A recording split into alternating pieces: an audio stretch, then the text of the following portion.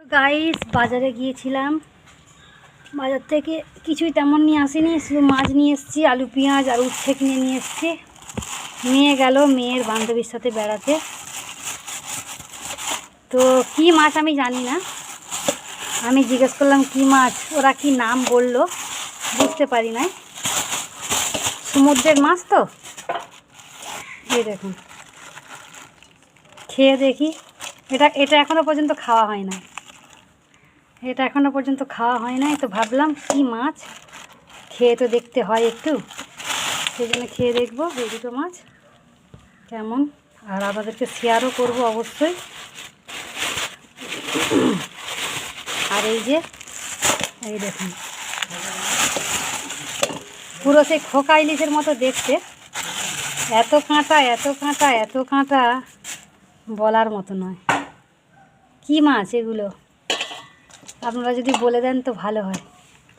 আমাদের দেশে মনে হচ্ছে এই মাছটা পাওয়া যায়, এই মাছটা পাওয়া যায় না গো, খোকা ইলিশ। তো এই দেখুন এই মাছ এনেছি, বলি কাঁটা হোক তবুও খাবো, কি করব, যেটা পাওয়া যাবে সেটা তো খেতে হবে, তাই না? নিত্য নতুন যা যা পাবো চোখের সামনে সেইগুলোই খাবো আর আপনাদেরকে শেয়ার করব। তো চলুন কেটে নিই মাছগুলো। তো গাইস এই দেখুন মাছগুলো ধুয়ে পরিষ্কার করে নিয়েছি। তো কাটতে আমার অনেক সময় লেগে গেছে মাছগুলো, এই সাইড কাটতে এই সাইড কাটতে, ভেতরে পরিষ্কার করতে। এই মাছগুলো এত ধারগুলো টাইট টাইট, মানে কি বলবো, এত মানে কাঁটা মোটা মোটা। তো কেটে ধুয়ে পরিষ্কার করে নিয়েছি। আমি এবারে এক্ষেত্রে লঙ্কা গুঁড়ো হলুদ গুঁড়ো নুন মাখিয়ে ভালো করে ভেজে নেব। মাছে লঙ্কা গুঁড়ো হলুদ গুঁড়ো নুন মাখিয়ে নিয়েছি, এদিকে কড়াই তেল দিয়ে দিয়েছি। তো মাছগুলোকে সুন্দর করে ভেজে নেব। জানি না এই মাছগুলো কেমন খেতে হবে, তো এই রেসিপি বানাবো অবশ্যই শেয়ার করব। বন্ধুরা এই যে মাছটা দিয়েছি কড়াই দেখতে পাচ্ছেন, এই মাছের মনে হচ্ছে ছাল তুলতে হয়। এই দেখুন ছাল অটোমেটিক কিন্তু সরে যাচ্ছে, দেখতে পেয়েছেন? এই দেখুন ছাল অটোমেটিক সরে যাচ্ছে। পরবর্তী দেখুন পরবর্তী সময় মনে হচ্ছে এই ছালটা মনে হয় এরকম করে তুলে দিতে হবে, মনে হয় এটাই মনে হয় সিস্টেম, ছাল তুলে দিতে হয়। আমি তো জানি না। এই দেখুন দুদিকেই কেমন ছাল সরে গেছে। পরে যখন ভাজা হয়ে যাবে তখন এই ছালগুলো আমি তুলে দেবো। তো এর আগে যখন মাছ ভাজতাম তখন আপনাদেরকে দেখিয়েছি যে অন্যান্য মাছের ছাল তুলে আমি ছাড়িয়েছি। তো এই মাছটা প্রথম কিনলাম, জানতাম না যেরকম ছাল তুলতে হয়। কারণ এই দেখুন ছাল উঠে যাচ্ছে, দেখুন এটা পরে এরকম করে তুলে দেবো। এখন তুলব না, থাক, এখন ভাজা করে নিই। জানি না কেমন খেতে হবে।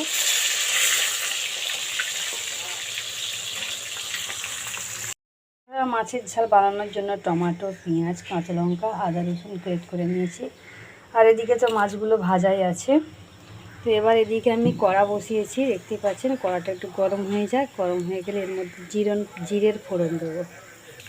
তো কড়াই আমি জিরের ফোড়ন দিয়ে দিয়েছি, এর মধ্যে আমি এবার পেঁয়াজ তুলে দেবো।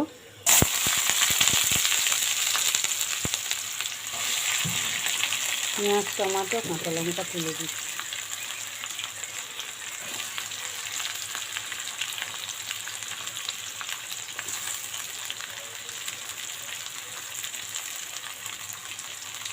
হালকা করে আমি নুন দিয়ে দেবো।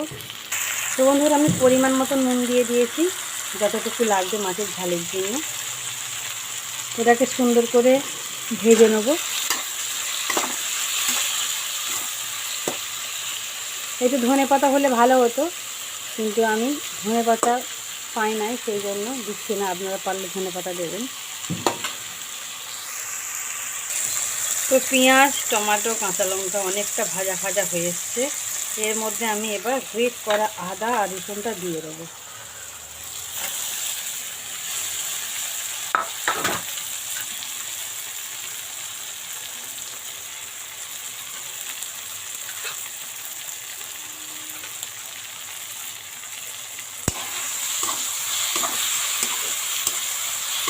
নাড়াচাড়া করে দিয়েছি। এবার আমি টমেটোগুলোকে একটু চেপে চেপে গলিয়ে দেবো।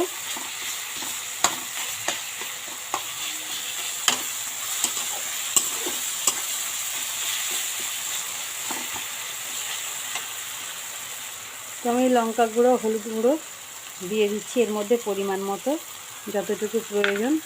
যারা বেশি ঝাল খাবেন ঝাল দেবেন, যারা ঝাল খাবেন না ঝাল দেবেন না। কাঁচা লঙ্কা বাটা দিয়েও করতে পারেন। তো মশলাটা ভাজা ভাজা হয়ে গেছে।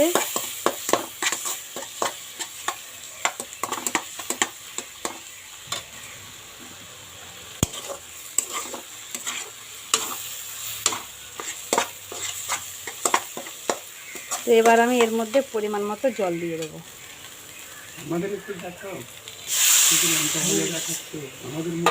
আর এই যে এদিকে দেবাঞ্জনার বাবা আর দেবাঞ্জনা দাঁড়িয়ে আছে। দেবাঞ্জনা রেডি, কিন্তু আমার রান্না রেডি হয় নাই, কারণ হচ্ছে যে মানে বেলা হয়ে গেছে, উঠছে ভাজা। তো চলুন মাছের ঝালটা করে নিই, তারপর দেখা। ঝোলটা ফুটে গেছে, এবার আমি এর মধ্যে মাছ দিয়ে দেবো। এই যে